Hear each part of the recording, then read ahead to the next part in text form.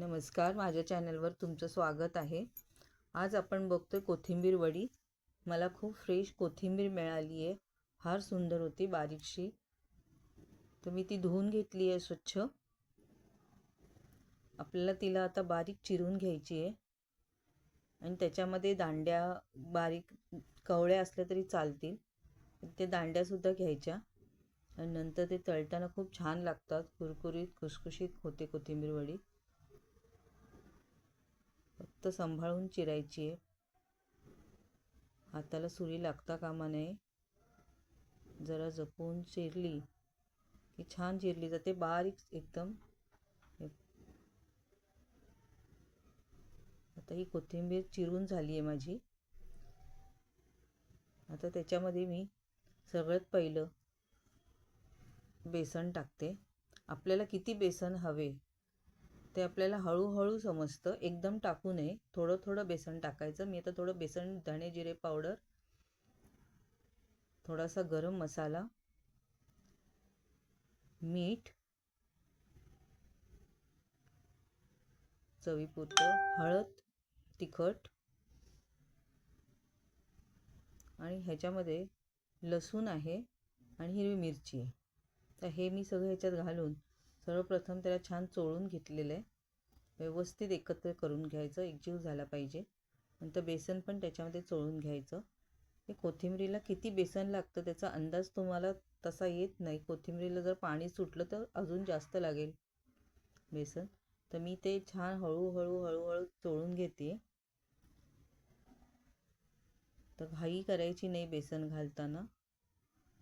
तर थोडंसं पाणी मारायचं, पाणी पण एकदम टाकायचं नाही, हळूहळू पाणी टाकायचं त्याच्यामध्ये। अलगद त्याला चोळून घ्यायचे।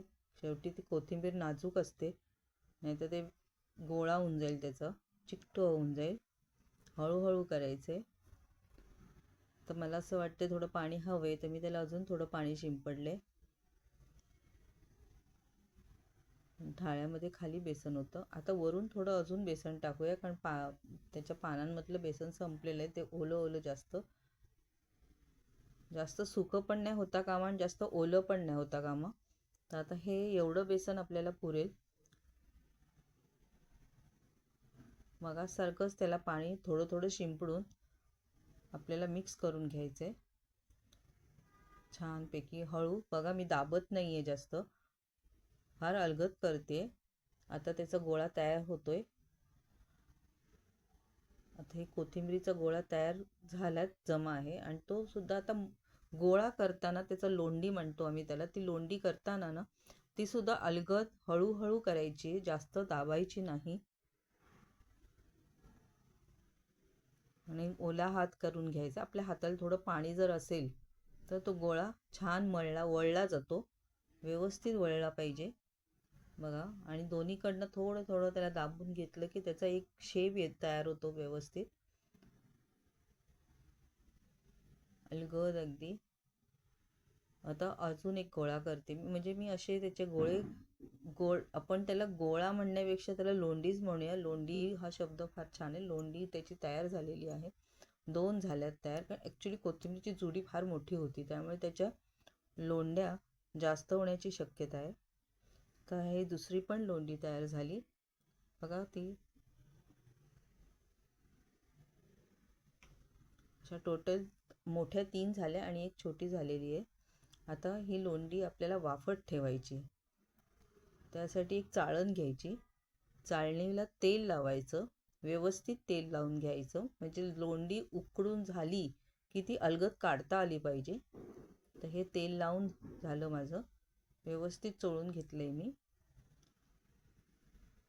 एका भांड्यात पाणी ठेवलं होतं, आता त्या भांड्यावरती चाळण ठेवून त्याच्यावर ह्या ज्या लोंड्या आहेत त्या नीट लावून घ्यायच्या, व्यवस्थित लावायच्या। अगदी ते जास्त चिकटल्या पण नाही पाहिजे, त्यांना थोडी स्पेस राहिली पाहिजे 2 लोंड्यांच्या मध्ये।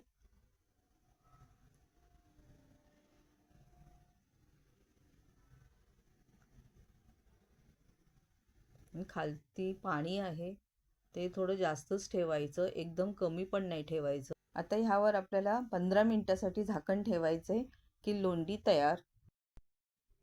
वाफून झालेल्या लोंढीला तुम्ही गार करून तिचे काप करून तळून खायला घेऊ शकता. हा व्हिडिओ तुम्हाला आवडला असेल तर लाईक करायला विसरू नका आणि माझ्या चॅनलला सबस्क्राईब करायला विसरू नका. धन्यवाद.